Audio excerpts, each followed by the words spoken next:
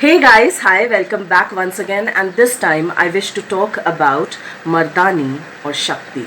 Now, before we dive into this topic together, I definitely would want to say that for the past few weeks, a whole lot of things were coming together for me in the form of quotes that I was seeing on Pinterest, in the form of YouTube videos that were coming up before me, and they were kind of unfolding themselves in hindsight to help me understand how the culture that we are born and brought up in forms a part of our identity, and we start to resonate with those identities. We start to identify with those identities that are given to us, that are handed down to us, that are prevalent on a bigger scale. And I kind of, in hindsight, also understood how that impacts our mindset, how that impacts our psyche on a collective and on an individual level. And as we all know that, culture takes a lot of time to evolve, to form, and then it even takes longer for us to kind of observe it and to start deconstructing from it so that we can, resonate with our own selves. We can start to understand our own selves once we observe the beliefs of the culture, and once we start to deconstruct it on an individual level. And then it even takes longer for that to happen on a collective level. And at the same time, just a few days back, I saw this movie once again, which was titled as Mardani, and the character of the strong cop had been beautifully played by Rani Mukherjee in that movie. But in hindsight, there was also something that I understood about it, and I have mentioned it in one of my blogs earlier. And at the same time, there was this conversation that took place. Miss Manisha Bhati of Dream Hunt India, wherein she had posted this question for me, and I think she had posted this question before a lot of people, as to why it takes so long for women to take decisions, or why is it so difficult for women to take their decisions and then to stand by them, or to even have a voice of their own. And then I was having these conversations with a few friends around, which kind of came in together and helped me put this video across, or is helping me put this video across.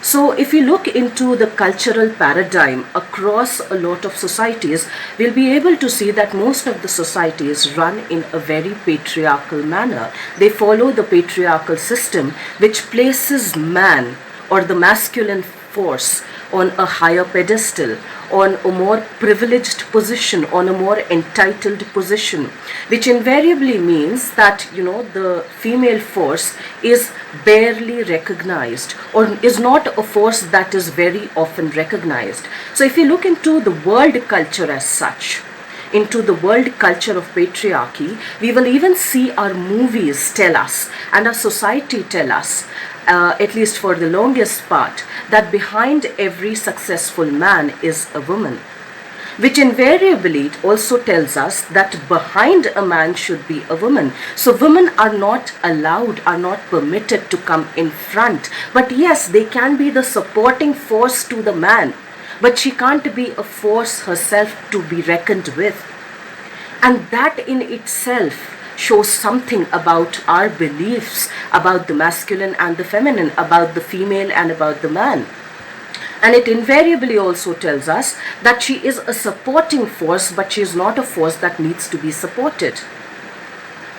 And which makes me question that if the world is made up of men and women together, if the world runs on the masculine and the feminine, which is also called as the yin and the yang, if both these two forces are not in a beautiful interplay, if they are not in a collaborative interplay, and if they are competing with each other wherein one is more entitled than the other, there is obviously going to be a conflict.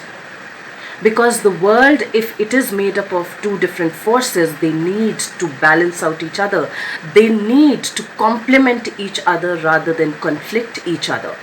And we also need to understand, if the two forces are conflicting each other, if one is more entitled and the other is more repressed, if the other is more subdued, if the other is more repressed, the one form of energy that we are elevating, or the masculine or the man that we are elevating and putting on a higher pedestal, also needs to work equally harder to elevate us to the level of the world, or to the level of the world that needs more humanity. So even if we look into our saying, which for the longest time had been there, that it's a man's world out there, I wonder why we don't say that it's a human world out there. It's a woman's world out there, because for the longest time it had not been. So even if we look into our laws, the parliamentary laws, most of the world around us, or most of the countries around us, or most of the societies around us, had not given due importance to the female force, or had not given due importance to the feminine. In fact, if you look into it, the law of inheritance, at least in India, is just providing equal share in the paternal property, which had not been there for centuries together. So obviously women were on the back burner. Women were recognized through their father, through their brother, and through their husbands. They had no say of their own. And even if we look into the day-to-day lives, most of the world still follows the parda system, the veil system, which invariably also says that women are faceless creatures, and anybody that is faceless truly cannot have an identity of its own. And if you can't have an identity of your own, you truly cannot have a thought of your own, you cannot truly have a voice of your own, an opinion of your own. And if you can't have that, and if you need permission to have that for yourself, it obviously tells us that there is a lot of imbalance, that the interplay of the yin and yang is not in harmony, is not collaborative. It is competitive, wherein one is wanting to be higher than the other, wherein the one that probably is more entitled also feels more threatened to subdue the other. Now that is my understanding of it. Then we also see that there are still a lot of cultures around the world wherein not only parda, but in our country like India, women are given dowry, because somewhere we are also trying to say that she needs the support from somebody else for her dependency, and that she is not a complete person in her own right. Now, if half the world is not complete in their own right, how can the other half of the world be complete in their own right as a human being? It's kind of very contradictory. And then, if you look into most of the practices that are practiced around the world, one, like I said, of being veiled, of the parda system, and one wherein there are still countries around the world where women need guardianship system, wherein a woman needs a guardian. Even to go to the mall, she cannot go to the mall or to the grocery store alone. She is accompanied by a man. And a grown-up woman being accompanied by a man is as weird a concept as it possibly can be. I can understand it was acceptable and it was a norm at a certain point in time when kids got married, to have their own kids. When kids of the age of 12 and 14 and 16 were getting married and then having their own kids, after all they were kids and they would need guardians. But today that guardianship system still applies to grown-up adult women. And if grown-up people need permission to do their own things, even to go to the grocery store, it tells a lot about our entire psychology. It tells a lot, it says a lot about our collective and our individual psyche. And then there are cultures that practice female genital mutilation, which is to say that women can't enjoy their sexual intimacy with their partners. To the extent that even today in many cultures, marital rape is not considered, is not taken into account, because a lot of people still believe that if you're getting married, then you don't have the right to have a consent. You just should be doing it. And it was also shown in movie Milka in a brief glimpse. So when we talk of all these things, we kind of understand how repressed one of our institutions or one of our forces have been. We have never acknowledged the female force. We have always acknowledged her as somebody who should carry on the honor of the family. She is the one who takes the onus of carrying the own honor of the family while she is not honored herself. That is why honor killing also exists in a large part of the world. Otherwise, why would it exist? And so if we look into it today, we will understand that it's in the very recent past. The Me Too movement is also a very recent happening, barely 3 to 4 years old, which is also acknowledging that I am there, that we are there as an equal force, that we want equality, that we demand equality. And we are not demanding it because we've been repressed, but because we are equal. Because the feminine and the masculine forces are equal. They collaborate together in a beautiful way, but if they are not collaborating, they are counteracting each other, they are killing each other, they are sabotaging each other. And if one force is being sabotaged, the other cannot elevate itself. So unless we recognize that we as people are whole in our own rights, that we are complete people, this imbalance will always be there, and this conflict will always be there.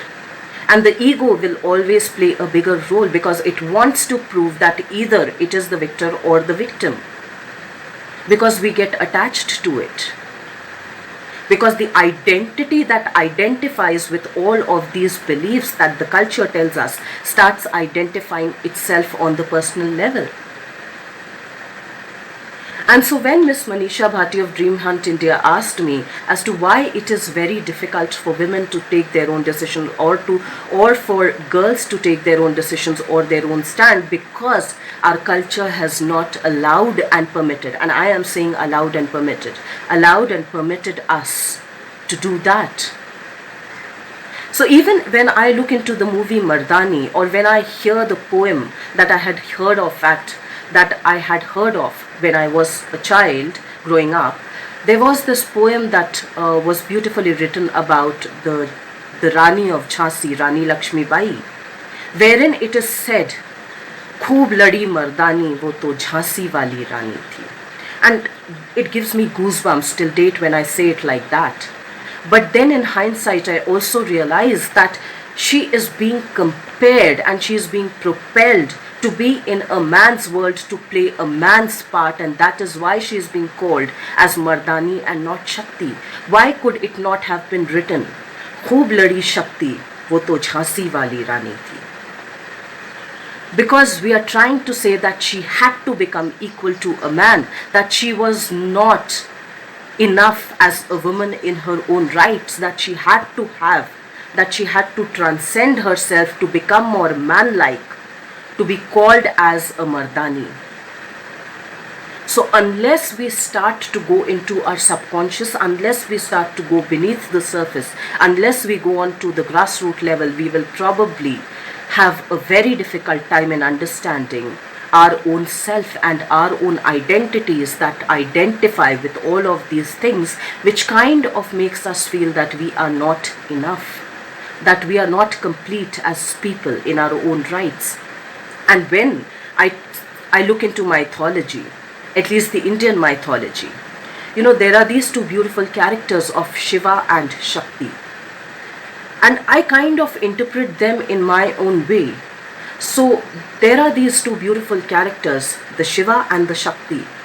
And when Shiva rises, Shakti rises, or when Shakti rises, Shiva rises.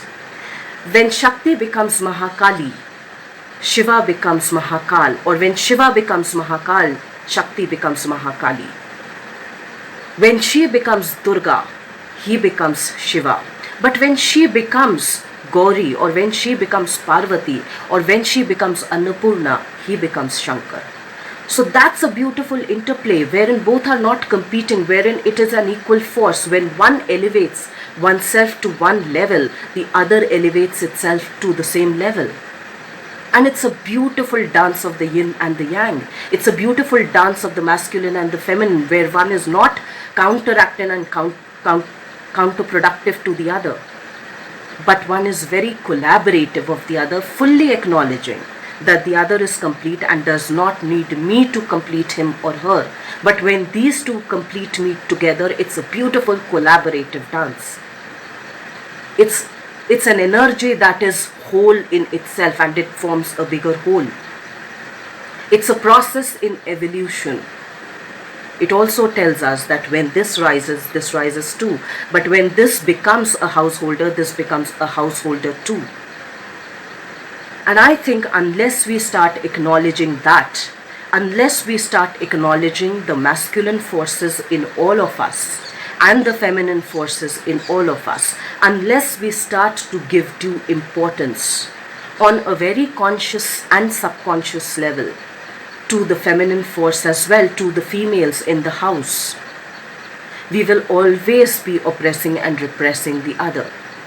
Like the system of patriarchy also tells us that man should be in a certain way, that man need not be more emotive, that man need not be in touch with his emotions, which I think is also contradictory, because a man is not a machine, he is a human. And if that human is not allowed to be in touch with his own emotions, how can he be in touch with the emotion of the other?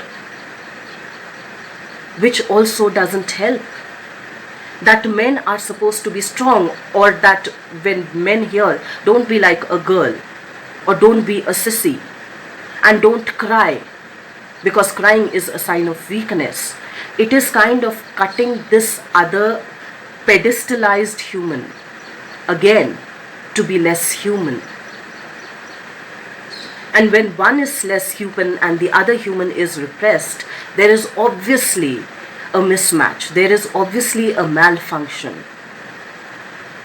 And unless we become aware of these malfunctions which go beneath the surface, unless we go to the root of things, we'll never be able to truly connect with our own intuition, to our own whole selves.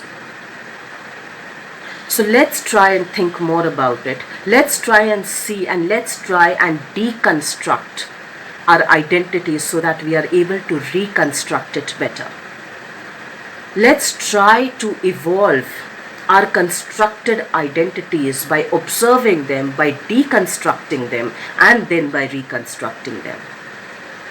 Let's try and upgrade our own identities every single time that we hear of a conversation, or that when we are engaged in any kind of a conversation, or when we are writing something, or when we are doing something. Let's try to elevate our own identities, or the dents in the eye of the identity, because unless we are able to see the dents, we cannot see the whole picture.